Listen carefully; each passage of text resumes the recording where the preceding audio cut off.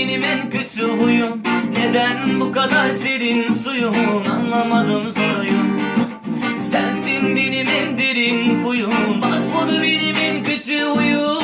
Neden bu kadar serin suyun, anlamadım soruyum. Yüzük biraz bağlı ve yaşantımız ucuz.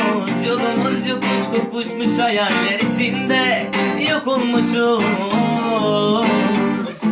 Yüzük biraz bağlı ve yaşantımız ucuz. Yolumuz yokuş kokuşmuş hayaller içinde yok olmuşuz.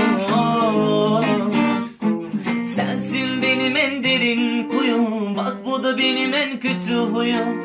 Neden bu kadar serin suyun, anlamadım soruyum. Sensin benim en derin kuyum. Bak bu da benim en kötü huyum.